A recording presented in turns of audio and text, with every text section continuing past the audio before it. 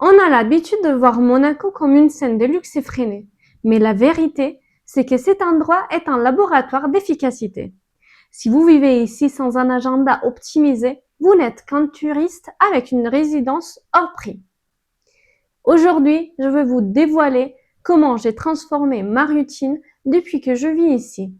Ce n'est pas seulement une question de faire des choses, c'est une question d'ingénierie du temps. Beaucoup me demandent comment je gère un emploi en entreprise, mon patrimoine et d'autres activités et projets sans devenir folle. La réponse est très simple. J'ai appris à éliminer les frottements. Dans cette vidéo, je vous raconte ma semaine type, qui peut être celle de ceux qui vivent ici et la vôtre aussi, si vous en rêvez. C'est la méthode qui me permet de garder une vision à long terme dans un monde qui court trop vite. Mais avant de commencer, une prémisse est nécessaire. Ici, vous ne trouverez pas une simple liste à pouces d'horaires et d'engagement. J'ai choisi chaque mot pour vous emmener dans ma réalité au niveau sensoriel. La vraie valeur aujourd'hui n'est pas de savoir ce qu'on fait, mais dans l'expérience et dans l'émotion que le faire génère. Je veux vous transmettre la vibration d'une journée faite sur mesure et pas juste une liste des courses. Donc, c'est parti!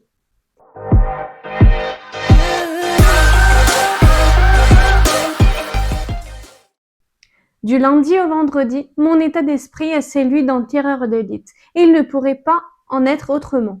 Le travail n'est pas un poids, mais une pièce de l'engrenage. Mais ce qu'on ne voit pas en coulisses, c'est la gestion du patrimoine. À Monaco, j'ai appris que l'argent n'est pas un objectif, mais est un outil qu'il faut entretenir constamment. Aujourd'hui, mes premiers jobs à Rome me semblent si lointaines, quand la routine était très, voire trop italienne. Avec les réveils, petit déjeuner, 1 heure de bouchon et 20 minutes pour chercher une place, suivi des 8 heures à regretter un travail mal payé sans possibilité d'évolution. Et puis, au retour, encore du trafic. Je me souviens qu'à l'époque, mon amour-propre et ma passion pour la danse devaient attendre au moins 21 heures. Je ne reviendrai en arrière pour rien au monde. Et puis, je me regarde aujourd'hui, immergée dans un monde où tout est à 5 minutes, où, comme on aime dire nous les locaux, tout est au bout de la roue, bien organisé en blocs de temps spécifiques. Mais comment ma routine a-t-elle changé? Les plus grands changements sont les horaires et spécifiquement les temps morts. Vous n'allez pas me croire, mais mon réveil ne sonne pas avant 8 heures et il est suivi par mon analyse habituelle des marchés et la protection de mes actifs pendant les petits déjeuners. Pourquoi? Parce que chaque médaille a son revers. On peut gagner beaucoup, mais si on ne sait pas protéger et optimiser ce qu'on a, on ne fait que courir sur un tapis de course.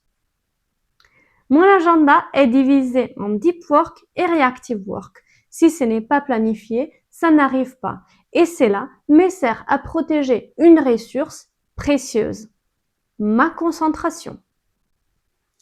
Cette rigueur me permet de passer d'un mode passif, sans subir la journée, à un mode actif, c'est-à-dire piloter la journée et définir les vendredis après-midi l'esprit libre. Bref, une fois ma routine matinale terminée, à 8h50, je suis sur ma moto, direction les bureaux. Et oui, car à 9h, je dois être à mon bureau. Et même ici, être à 5 minutes du travail est une vraie chance. Ok, parlons maintenant de l'optimisation de l'agenda, le véritable cheat code que j'ai perfectionné en vivant ici. Monaco vous enseigne que le temps est la monnaie la plus précieuse et aussi la plus rare. Il ne s'agit pas de combler chaque vide, mais de limiter les frottements. Ce qui signifie très concrètement organiser sa vie pour que le passage d'une activité à l'autre soit fluide. J'utilise la technique du time blocking extrême. Chaque dimanche soir, ma semaine est déjà écrite. Cela réduit la fatigue décisionnelle. Quand tu te réveilles en sachant déjà ce que tu as à faire, tu as déjà un avantage compétitif sur la journée. Maintenant, je sais bien qu'en entreprise, il faut être aussi réaliste. On n'est pas une île. Les urgences frappent à la porte et on n'a pas toujours le contrôle total de son agenda. L'astuce n'est pas de fermer la porte totalement, mais de rester vigilant. C'est pourquoi l'optimisation devient un jeu d'agilité. Je cherche par exemple des solutions alternatives pour tout ce qui risque de me faire dévier de mes objectifs. J'automatise les répétitifs pour préserver mon énergie mentale. Comme ça, quand l'imprévu arrive et que je ne peux pas dire non, j'ai la marge nécessaire pour les gérer sans que ma productivité en pâtisse. L'effet est que l'efficacité n'est pas une option ni un caprice. C'est le seul moyen de soutenir les styles de vie et les ambitions que j'ai. Et à propos de style de vie, par exemple, je ne veux pas jamais renoncer à ma pause déj avec les collègues. C'est un moment important pour moi où le travail laisse la place au rire et aux discussions légères.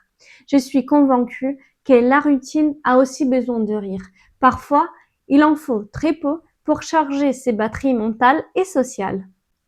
Naturellement, ces résumés occupent toutes mes journées en semaine jusqu'à 18 heures, entre réunions internes, meetings en ligne, organisation d'événements, formations, etc. Sans oublier d'autres projets comme les bénévolats à la Jeune Chambre économique de Monaco, qui est un réseau que j'ai intégré en février dernier. Est-ce que je vous avais déjà dit qu'à Monaco, on commence par donner des cours particuliers et on finit par être sollicité par toutes parts? Mais venons au moment de la semaine que j'attends avec impatience. Croyez-le ou non, les samedis ressemblent à nouveau lundi, mais avec un rythme de plaisir bien différent. Oui, car alors que la plupart des gens s'émettent en veille, moi, je change des fréquences. Samedi et dimanche sont les jours dédiés à la construction. D'ailleurs, ici, la première chose que j'ai apprise, c'est que la semaine est faite des 7 jours. Et c'est dans ceux où la compétition disparaît que les vrais succès et l'avantage concurrentiel s'insinuent. Il y a la gestion des biens immobiliers et les courts séjours sur Airbnb. C'est un business qui me demande un œil clinique et les soucis du détail. Beaucoup pensent que ce sont des revenus passifs, mais la vérité, c'est qu'il y a derrière un travail des positionnements et des logistiques qui ne tolèrent aucune erreur. Nous parlerons de ces sujets en profondeur dans une prochaine vidéo, car il y a beaucoup à dire sur comment scaler ces modèles, y compris les coulisses. Et puis, il y a Effet Compté. Ces chaînes YouTube est une extension de mon activité et de mes projets, est un moyen pour moi de partager mon parcours et de créer de la valeur. Enregistrer, monter, étudier les contenus, cela me demande des heures. Mais voilà les points. Quand on aime construire, les week-ends n'est pas une pause du travail, mais plutôt une pause de la médiocrité. C'est le moment où je pose les briques pour l'avenir en appliquant la même discipline que celle que j'utilise dans la finance.